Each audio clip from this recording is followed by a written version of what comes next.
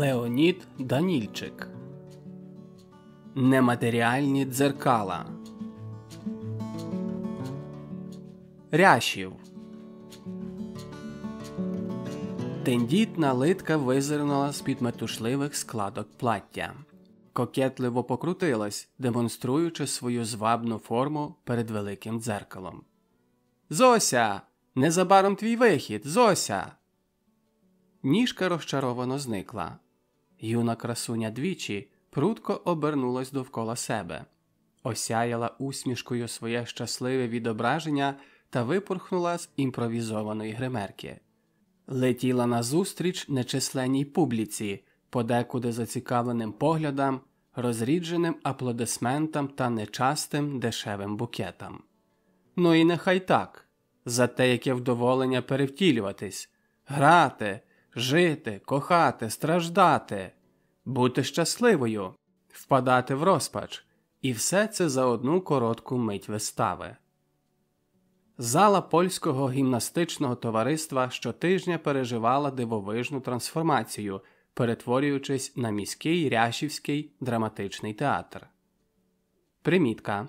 Рящів – українська форма назви міста Жешув, польською Ржешув. Містика метаморфози чарами розфарбовувала нудне життя Зосі.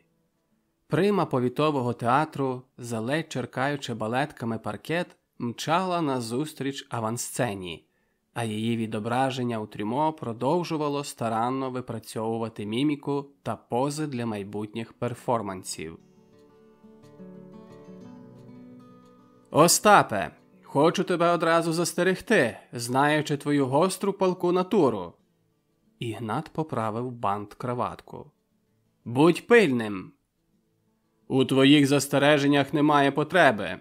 Не робися мамкою, це не робить тобі лице». «Ну добре, добре, не кепкуй. Це лише добра товариська турбота. Львів – це тобі не Відень і не Варшава. Там вирують події». «Саме тому я туди і прямую. Не вирувати, звісно». Остап усміхнувся. «А нести ідею українського просвітництва. До того ж, Львів – це просто квіткова клумба порівняно з тим, що коїться у Києві, а про Харків я без здригання не можу згадувати». Сіпнув плечима та продовжив. «От і зараз. Страшно собі уявити, що цвіт української інтелігенції гине на брутальних штиках більшовизму». «Остапе, я не можу тобі перечити. На великій Україні трагедія. Національне горе». Ігнат зробив невизначений широкий жест. «Але ти вагомо недооцінюєш польську політику пацифікації». Тонка, елегантна палиця вправно перескочила у правицю Ігната, і він охопив долонею лікоть товариша, намагаючись надати переконливості своїм словам. «Тебе вводить в оману лояльність Генріха Страсбургера, чи то ж Леона Василевського. Не будь наївним. Партія народових демократів – то ультраправі націоналісти, шовіністи. Ніхто з них не вважає українців за історичний нарід». От, Ігнате, задля того я і потрібен у Львові», – вибухнув Остап. Відчувши, як стиснулись пальці приятеля на лікті, опанувався і вже спокійно продовжив. «Я планую долучитись до правничого відділу». Примітка. Правничий відділ – юридичний факультет. «Мусиш мене розуміти. Я не можу відмовити шановному пану Ковшевичу». «Та я тебе не відмовляю. Лише наполегливо прошу бути обачним. Справа заснування Українського таємного університету – це справа національної ваги. Шкода, моя едукація не дає мені змоги долучитись». Зупинились поруч лавки. Ігнат відпустив руку товариша. «На жаль, яким би приємним не було твоє товариство, я вимушено тебе покидаю. Як довго ти плануєш нудитися у нашій глушині?» «Як не прикро, лише кілька днів. Довше немає змоги». Ігнат розуміючи кивнув. Остап продовжив. «Ще маю одну важливу зустріч та потрібно завершити деякі формальності». Незважаючи на поспіх та безумовну важливість справ, ти маєш зробити собі розривку. Примітка. Розривка. Відпочинок. Полонізм. Надто ти виснажений та збуджений. Остап примружився. Уста його розтягнула підозріла усмішка у відповідь на хитрі нотки в інтонації Ігната. Ймовірно, ти маєш рацію. Як тут можна розважитись? Не надто. Я знаю твоє замилування драмою, тож насмілюсь запропонувати місцевий театр. О, Ряшів нарешті. Не зовсім так. То гімнастичне товариство люб'язно надає тутешній трупі свою залу для спектаклів, але одразу хочу упередити тебе. Не будь суворим. То тобі не Львів, не Краків. Будь поблажливим. Обіцяю бути толерантним і навіть більше. Остап збуджено сплеснув і жартівливо поправив краватку. Я радо приймаю запрошення і вимагаю адресу найкращого квіткового магазину. У вухо Ігната проник не надто тихий шепіт Остапа. Ти вимагав від мене толерування, а натомість я вражений. Товариш покосився, але промовчав, стиснувши губи. Так майстерно перетворити глибоку трагедію у водевіль – це… Ігнат пирснув. Не глузуй! Насуплені брови не допомагали Ігнату зберігати ображено суворий вираз. Губи зрадницьки тремтіли сміхом. Але справді, це не перевершено, продовжив Остап. Замість очікуваних глибоких трагічних переживань актори тішать кумедною дотепністю. Майся на стримання, Остапе. Проте серед цього польового цвіту я бачу один нерозпущений бутон культури. Хитра іскра майнула в швидкому погляді Ігната. Широко усміхнувся. Певен ти про пану Зосю Ментель. Вона напрочуд атракційна. Примітка. Атракційна. Приваблива. Полонізм. Так, саме так. Не красива, навіть не миловидна, а саме атракційна. Поруч зашикали, і товариші, винувато вклонившись, замовкли. Кволий літній вітер намагався розворушити вечірні крони парку. Веселі тіні мерехтіли алеєю.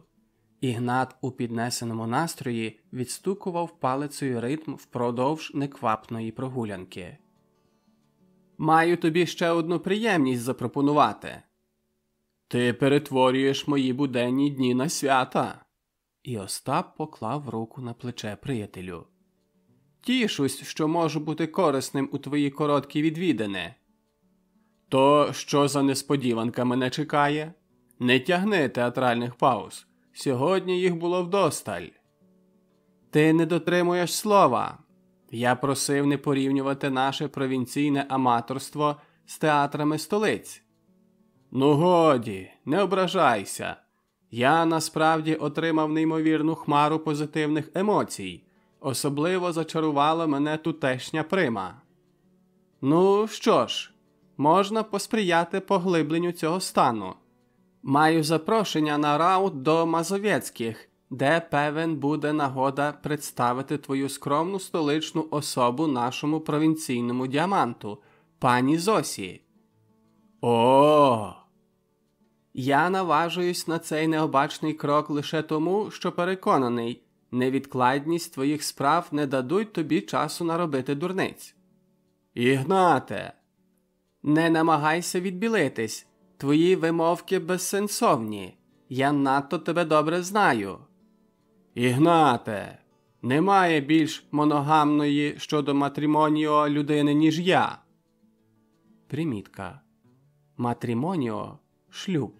Латинізм. «Повторюю, безсенсовні, Остапе, безсенсовні, але я готовий піти на цей ризик». «Я неймовірно радий тебе зустріти знову, Остапе. Був певен, що ти уже покинув Ряшів».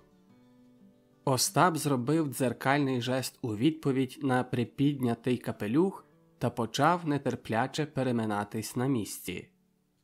На жаль, вирішення формальностей дещо затяглися, і кілька днів перетворились на кілька тижнів. Вимовки, вимовки. Ігнат з хитрою усмішкою оглядав знервованого товариша. А ось і самі формальності. По теплим променям червня до чоловіків пливла збентежена постать молодої чарівниці. Зося промайнула повз ріг будинку і зупинилась легким реверансом перед товаришами. «Моє шанування, панно Ментель», – відповів низьким поклоном Ігнат. «Незважаючи на мої приятельські стосунки з паном Кордуба, мушу вас застерегти. Це надзвичайно небезпечний чоловік. Майте пильність щодо нього». Надто суворий вигляд Ігната виказував несерйозність його слів. Здивованим, наляканим поглядом Зося підтримала гру. «Ох, певно, в щирості ваших намірів, пане Олійник. Проте вважаю, що стерегтись потрібно якраз пану Кордубі. Запевняю вас, що поруч зі мною він смиренний, мов поранений пташок. Ви, пано Ментель, здатні ворушінням брови приручати хижаків, але цей столичний екземпляр швидше світський лис, ніж лев». «Ну годі!» – вигукнув Остап. «Знайшли забаву над безборонним». «Тож бороніться, Остапе!» Ігнат підняв капелюх, прощаючись. «Бажаю вам звитяги, панно Ментель. Мушу вас залишити, потрібно завершити деякі формальності». «Прощавай, Ігнате!» – стримано відповів Остап. «О, як я скучив, кохана!» Нетерплячі губи шукали Зосині уста. Ухилялась, підставляла поцілункам щоки, шию. «Немислимо довго чекав!» Зловив мить і захопив її у полон поцілунку. Вивільнилась та, вхопивши за руку, знову притягла до себе, пригорнулась до його грудей. «Не їдь!» – прошепотіла. Мовчав. «Не їдь, зостанься!» Відсторонив від себе. «Зосю, пощо тобі ця дзюра? Їдь зі мною. Я для тебе... Я зможу поклопотати за місце у театрі». Осікся, вколотий іронічною усмішкою. «Ти підеш у акторську школу, а за місце я...» Приклала пальці до його уст. «А якщо я стану великою акторкою, примою, поїдеш за мною у Відень, у Париж, покинеш свої справи заради мене, моїх мрій та забаганок?» «Не кокетуй, Зосю, благаю». «Ага, то ти не віриш в мій талант». «Та вірю, вірю, але що ти хочеш досягти тут, у повіті, у глухій провінції?» Підняла високо підборіддя і стисла губи. Відвернулась. «Зосю, Зосю, я кохаю тебе». Зняв капелюх, притис до грудей, став на коліно. «Кохаю, прошу, будь дружиною моєю».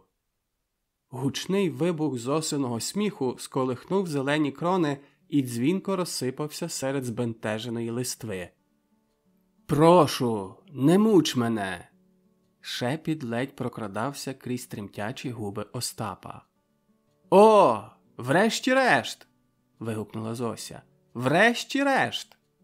Нагнулась, поцілувала його у маківку і потягла за лікті до себе. «Я тебе кохаю, Остапе, хоч ти цього не вартий, але... Так, я кажу тобі так!» Рвучко відвернулась, ухиляючись від поцілунку в міцних обіймах Остапа. Твердо прошепотіла. «Але курси при театрі – то є обов'язкова умова!» І лише тоді віддала свої уста на поталу нетерплячому коханку. Львів. «Не знаю, не знаю, не знаю!» Дзвіночки Зосиного сміху розсипались вітальнею. «Такий бадьорий настрій несе в собі якусь таємницю». Поділ плаття промайнув паркетом і, пригорнувшись до грудей Остапа, Зося змовницьки зашепотіла. «Навіть 2!» «О!» Відхилилась та, нахмурившись, прискіпливо поправила чоловіку банк-краватку. «Чудова і надзвичайна!» «О! Ти сьогодні вкрай багатослівний. В твоїй присутності я втрачаю дар мови. Остапе, не опускайся до банальностей». Ранкові промінчики визирнули з-під важких штор та бешкетно застрибали по вітальні. Зося примружилась, штовхнула Остапа в груди і закружляла, наповнюючи тишу шелестом шовку. «То я приречений страждати в невідомості? Чи можу лічити на твою милість?» Танок сонячних зайчиків завмер. Зося застила посеред па. Повільно, по-царськи повернула високо підняте підборіддя. «Частково!» Повернулась, витягнулась, широко розправивши плечі та по-лебединому вигнувши шию. «Посіяні вами зерна, пане Кордуба, не пропали марно. Вони трапили на плодовитий ґрунт». Зося поважно пройшлась, ведена здивованим поглядом чоловіка. Зупинилась, поглянула на нього і ствердно кивнула. «Усі ці курси, уроки вокалу, заняття із хореографії, дрібні ролі в камерних театрах». Раптово гучно розсміялась та, збурюючи зграйку сонячних зайчиків, пірнула у обійми заскоченому Остапу. «Мене запросили на роль! В...» Зося встромила примружений погляд в Остапа. «В Український національний театр». «Ти маєш на увазі Державний народний театр?» «Ви постійно пхаєте свої політичні пальці у високе та нетлінне». Остап взяв кисті Зосі у свої, поцілував її долоні. «Це надзвичайно!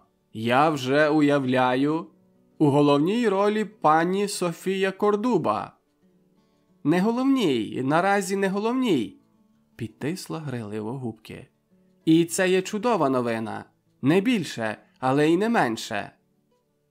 «А надзвичайна?» Зося вивільнилась з обіймів. «Геть хтиві руки від мистецтва. Репетиція. Мене чекає репетиція. Ні секунди на зволікання». Знову пригорнулась до чоловіка. Прошепотіла. «А надзвичайна на вечерю. Сподіваюсь, що попсула тобі усі плани на сьогодні, і твої думки будуть тільки про мене». Спорожніла вітальня прислухалась до вуличного відлуння. Стукіт коліс та підков поволі стих в нерівностях бруківки. У срібній амальгамі настінного трюмо повільно тануло зображення гарячого вологого поцілунку посеред метушливого танцю сонячних зайчиків. Камердинер ввічливо поклонився і пропустив Зосю в дім. Масивні, оздоблені оригінальним вітражем двері зачинились. На золотих літерах таблички «Вейль Аараон Соломонович, доктор-акушер-гінеколог», підморгнув промінчик. Її плечі легко сіпнулись на звук кроків, але Зося не озирнулась. Пальці далі перебирали китиці на шнурі підхваті штори. Остап перетнув сутінки вітальні, поклав долоні на плечі дружини. Здригнулась. Він зазирнув їй у обличчя. «Зосю, все гаразд?» Потупила погляд. «Ти бліда і тремтиш, Зосю!» Озирнулась.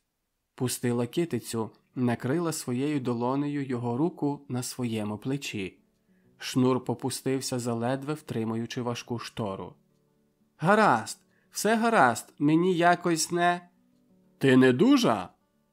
Потягнув до себе її кість і приклав до щоки. «А? Так, так!» Зося сіпнулась, закусила верхню губу.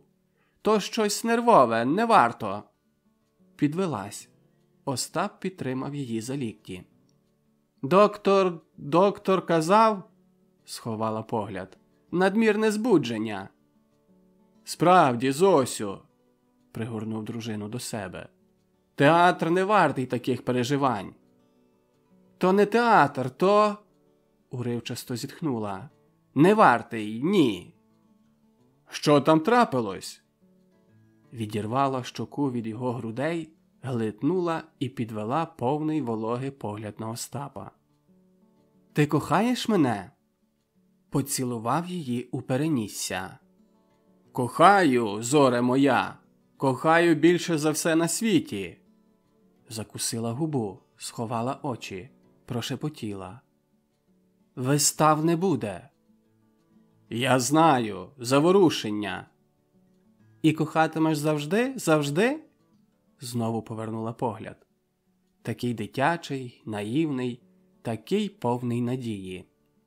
Завжди, Зосю, завжди. І нехай згорять усі театри Львова, Відня та Парижу. Завжди, завжди? Завжди, завжди. Чмокнув дружину у чоло. Тобі потрібен відпочинок. Відсторонилась. Пройшлась кілька кроків і різко озирнулась. А? Що? Відпочинок, так, так. Пальці забігали по складкам плаття. На мінеральні води. Води, Моршин, доктор наполіг. Так, але, Зосю, я... Зробила 2 швидких кроки до нього. Я розумію, розумію. Я поїду сама. Я поїду. Пригорнулась. Скажи, що ти мене кохаєш. Кохаю, зоре, кохаю. Стиснув її плечі. Так, навіть краще. Прошепотіла йому в груди. Так краще. Підняла голову і вже голосно додала. А ти відвідаєш мене за тиждень? Ні, ні, за 2. Не раніше. Не раніше, ніж за 2 тижні. Зосю, я зовсім... Ні, так найкраще. Стисла його долоні. Не раніше, ніж за 2 тижні. Кохаєш? Кохаю і кохатиму навіть, як щезнуть усі театри світу. Кохаю твої очі, твоє волосся, твої пальці. Приклав її долоні до своїх уст. Твоє чоло, уста, щоки, усю тебе, усю твою вроду, твою перфектну, досконалу вроду. Я досконала? Ти божественно ідеальна. Усміхнулась, вже не так сумно, навіть дещо з кокетством. Остапе, ти банальний бовдур. Хай буду бовдур, але твій сум нестерпний. Усміхайся, прошу. Кохаєш? Лише за вроду? За досконалу вроду. А за талант? За... У голосі з'явились граливі нотки. Вдачу, розум. Я особисто спалю приміщення Львівського театру. Остап відчув зміну настрою дружини. А за ним Краківського та Варшавського. Тож лише за вроду? Штовхнула його в груди, примружилась та усміхнулась. Просяяла на хвильку, і її обличчя знову потемніло. Промурмотіла. Але відвідаєш, не раніше, ніж за 2 тижні. Остап підхопив Зосю на руки, його уста м'яко припали до її скроні. Важка штора вивільнилась з обійм шнура, опустилась театральною завісою. Глибока тінь лягла на пусте віддзеркалення настільного люстра. Я розумію. Ні, не розумію. Це якесь божевілля, але... Розсіяна тінь Остапа ковзнула по стінам кабінету, девакувато міняючи форму. Але я не маю з ким порадитись. Не маю, ні. Певне, я не шукаю поради. Мені потрібно тільки виказатись. Тільки-но... Він сів, поклав обличчя у долоні. Якийсь час мовчали. Вивільнив лице. Співрозмовник навпроти водночас підняв погляд. Остап відвів очі. Це просто мара. Мара, що не минає. в'їдається в простір, поглинає дійсність і сама стає дійсністю. Все після Моршину, немов ті води заморозили.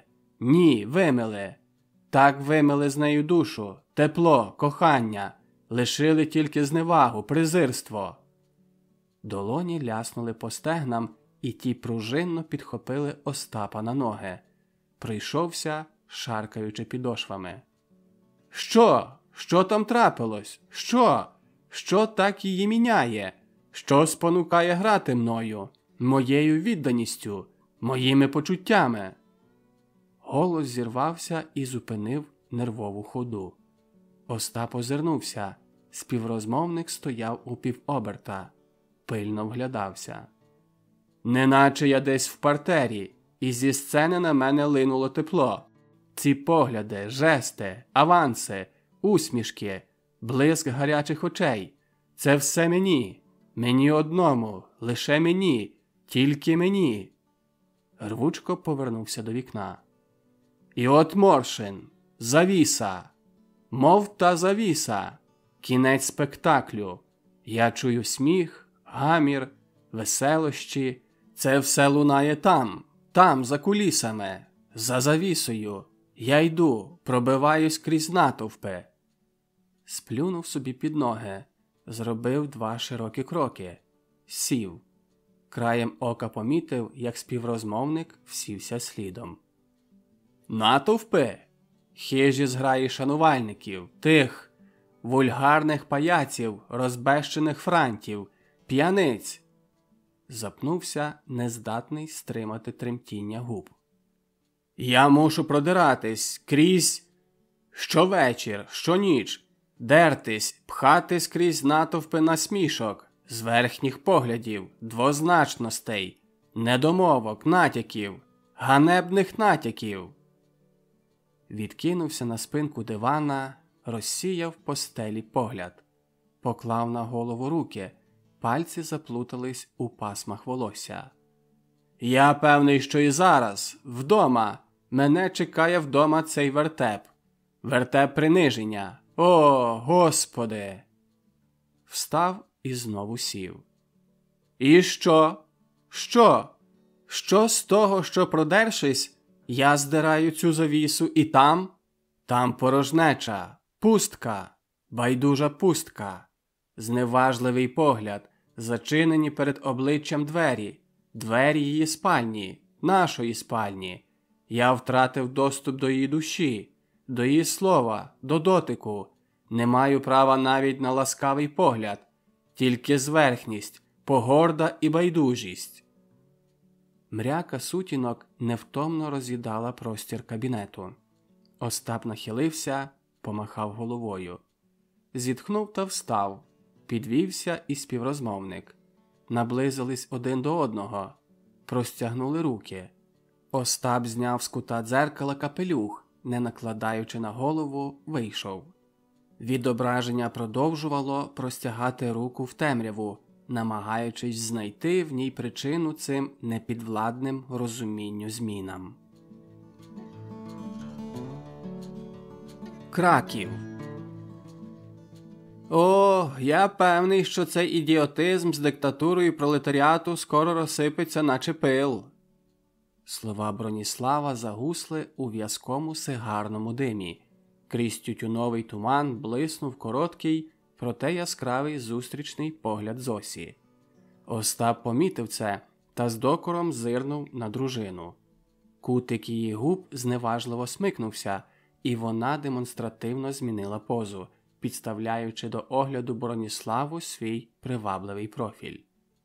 Вочевидь, млосна посмішка гостя не стосувалась складних політичних перипетій Галичини. Остап спустошив бокал і стримано висловив заперечення. «Я б не був такий оптимістичний, Броніславе. Більшовики контролюють більшість обшарів царської Росії. Вони практично зайняли усю велику Україну. Та хіба сам Ризький договір не каже про те, що польський уряд визнає легітимність радянської влади? Не можу з вами, Остапе, не погодитись, але... Втрутився в дискусію Йозеф. Але це лише тимчасова поступка. Невдовзі зачнуться незворотні процеси руйнації консолідованих невіглаських мас.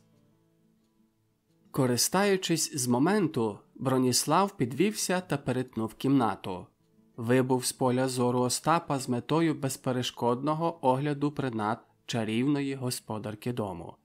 З-під мережевого подолу плаття на мить визирнула елегантна литка і поспішно, сором'язливо сховалась у складках оксамиту.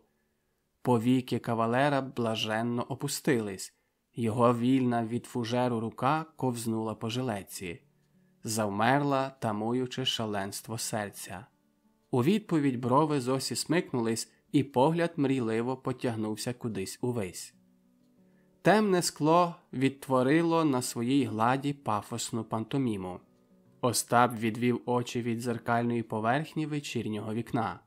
Нервово, повз попільничку скинув попіл із сигари і наповнив свій бокал вином. «Це неможливо!» – не припиняв тиради Йозеф. «Аби елітами керували збіговиська примітивних селян чи то обмежених робітників. Які геополітичні рішення люмпени можуть приймати на своїх радах, де твориться безлад та галас? Усе, на що придатні такі мітинги – це збурювання агресивних настроїв, проєктування озброєного натовпу на грабунки». Остап озирнувся до дружини і отримав здивовано обурений погляд. «І це можна легко довести», – пролунав голос Броніслава за спини Остапа. «Лише дозвольте покликати вашого камердинера». «Не бачу у цьому...» «Остапе, ти геть позбавив мене уваги. Ця нудна політика з твоїми друзями, а мій келих, він давно порожній». «Не бачу у цьому необхідності, але прошу». Остап підвівся, взяв шампанське. Підійшов до Зосі та нахилився, наповнюючи її фужер. Півголосом прокарбував. «Це швидше ваші друзі, не я їх запрошував. Та, як видається мені, вони забавляють вас досить успішно. Чи не так?» Рум'янець ошпарив щоки Зосі, підборіддя підвелось. Губи напружились в намірі бризнути отруєним дотепом, але глузливий погляд Броніслава зупинив її. Опанувалась і винувато та навіть вдячно усміхнулась чоловіку. «Пробач, я забулась!» Зося м'яко вхопила лікоть Остапа і притягла до себе. Її губи легко ковзнули по його скроні.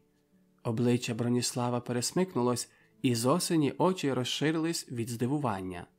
Тепер її усмішка вже належала ревнивому коханцю.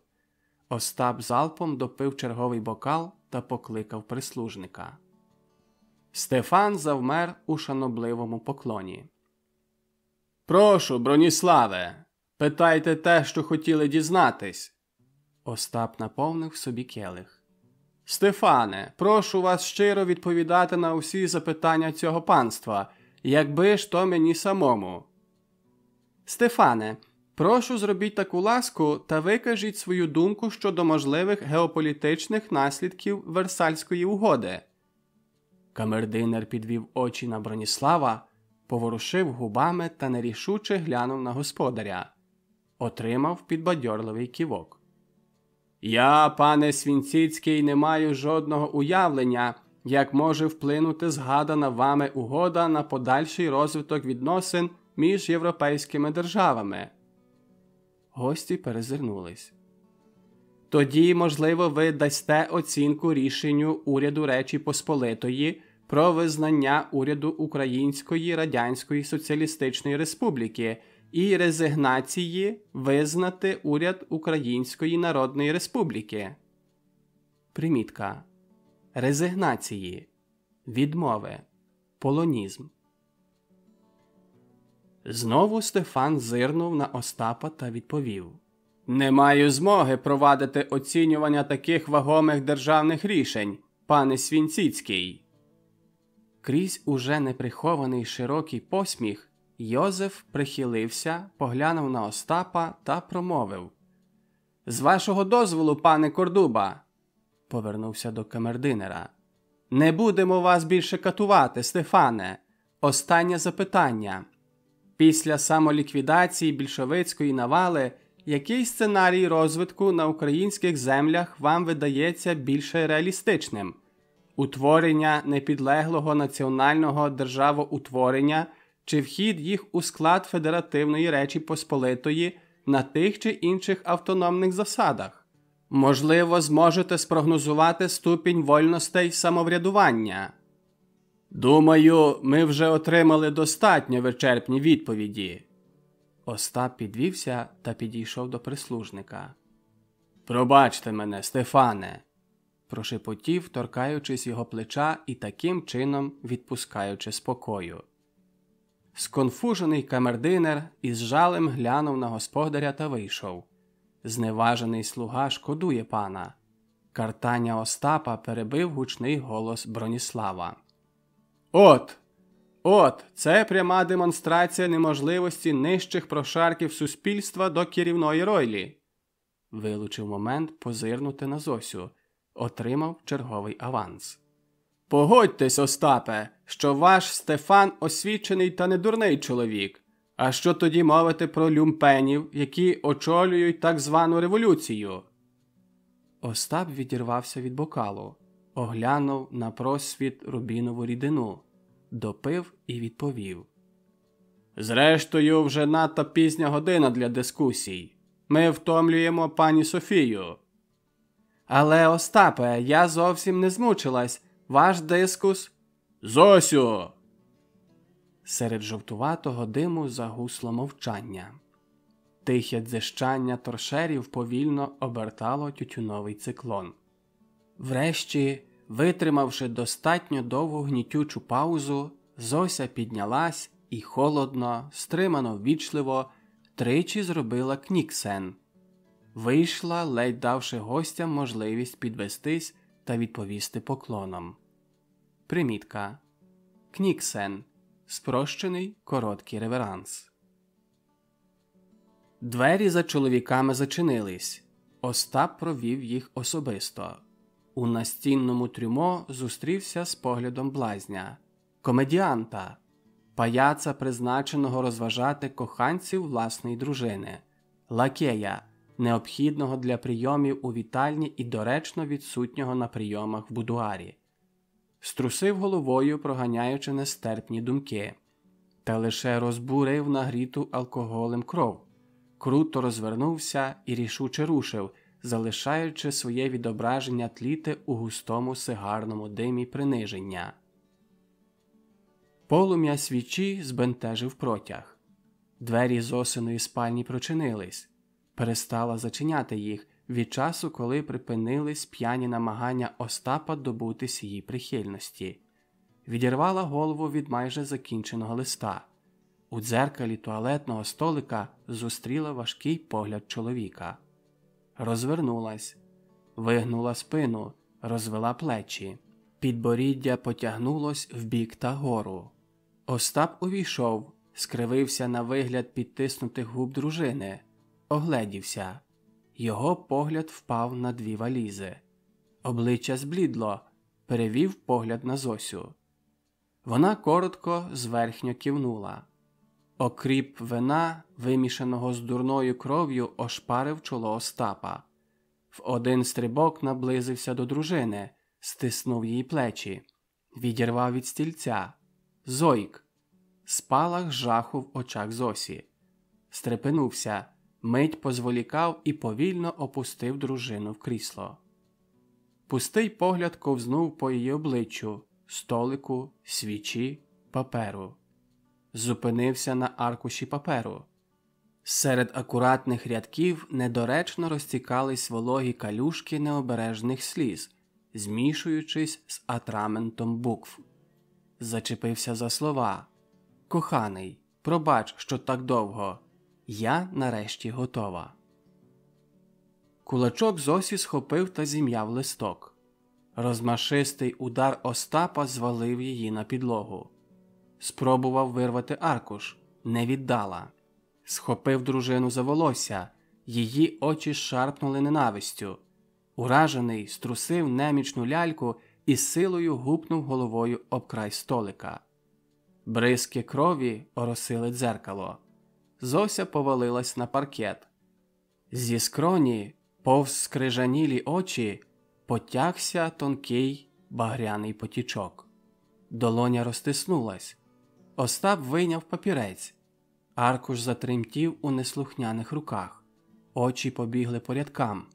Літери громадились одна на одну, огидно злипались. Крізь туман отупіння зміст речень не проникав у запалений мозок. Окремі слова випалювали у грудях виразки, розбурена уява ятрила рани. Підніс лист ближче до світла, і пустий погляд застиг на мерехтінні полум'я. Кінчик вогника зачепився за куток аркушу. Язики вхопились за слова і повзли до невпинних пальців Остапа. Біль опіку вивів із ступору. Випустив цілілий кутик. Несвідомий, провалений у глибоку прострацію, Остап вийшов з кімнати, акуратно зачинивши за собою двері. На амальгамі дзеркала одна за другою проявились випалені літери знищеного прощального листа. «Коханий, пробач. Пробач, що так довго не могла наважитись. Зізнатись. Пробач, що катувала. Але це ти винен. Ти своїм коханням примушував мене. Ти не відпускав мене. А я огидна і бридка. Ні, не так. Я нечесна, несправедлива. Мені немає виправдань. Моя слабкість не виправдовує моєї нікчемності, моєї мізерності. Не ти. Тільки я. Я одна за все винна. О, Боже, як я страждала. Страждала сама і катувала. Катувала тебе. Тебе ні у чому не винному, окрім кохання та безмежного терпіння. До мене негідної. Я шукала порятунку в чужих обіймах і рвала твоє серце, рвала твою душу. Пробач. Пробач жалюгідній слабкій потворі. Я мала піти одразу щезнути з твого життя. Та я слабка, немічна. Я не могла. Я тебе кохаю. Так, кохаю. Нівечу і кохаю. Пробач моє кохання брудної, безвольної нікчеми. Більше не можу катувати тебе, себе, мордувати твої чуття. Я полишаю тебе. Хочу, щоб у твоїй згадці залишився той яскравий день, той останній день, коли ми були щасливі, день, коли напередодні мені дали роль, мою першу вагому роль. День, коли я дізналась, що ношу під серцем твоє дитя. Це та друга надзвичайна новина. Надзвичайно прикра новина, про яку ти так і не дізнався. Але чому такі різкі болі, докторе Вейлє? Тут, низом. Чи то не зле для дитини? Пані Кордуба. Аараон Соломонович присів проти збентеженої Зосі. Пані Кордуба, я 30 років доктор, і я, трафлялось, милився у практиці, але то вже роки тому. Зося глитнула. Немає втішних новин. То є позаматкова тяжарність. Примітка. Тяжарність, вагітність, полонізм. І то маме оперувати на тих м'яст. Примітка. На тих м'яст. Негайно. Полонізм. Ти казав тоді, що кохаєш мене за вроду, за мою досконалу вроду, що усі мої театральні звитяги не варті моєї вроди. Ти погрожував спалити усі театри Європи. Я не змогла тобі зізнатись. Я не змогла. Цей Моршин. Пане доктор, я хочу вберегти це у таємниці, від чоловіка. Старий гебрей невдоволено похитав головою. Провів вказівним та великим пальцями вздовж носу. Не маю права вам вказувати, але насмілюсь радити. То невірна децизія, невірна. Примітка. Децизія, рішення, полонізм. Я не можу. Ні, я не можу. Прошу вас про збереження таємниці. Там у Моршині. Я прибула у Моршин за 2 дні до тебе. Лише за 2 дні. Усі мої листи. Ця переписка. Їх пересилала Мирося з Моршину, щоб увести тебе в оману. Пробач. Наше дитя, наше бідне дитя заблукало в моїй утробі і було приречене. Доктор сказав, що операція – то єдиний вихід. Я не хотіла, щоб ти дізнався.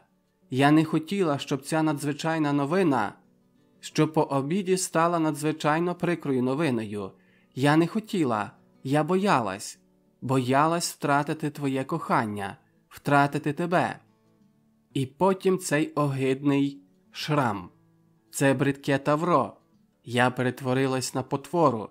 Як могла пустити тебе до себе, дати торкнутися цієї гидоти? Понівечена. Ти б одразу перестав мене кохати. Одразу. Від досконалості не лишилось нічого, лише нікчемна юродива. Я дивилась в люстро і ненавиділа себе. Ненавиділа відбиток гидкої, спаплюженої каліки. А вона, та потвора у люстрі, сміялась, реготала, запевняла, що ти зненавидиш мене, відвернешся із гримасою огиди, збридишся і ніколи не поглянеш на мене так, як у той день.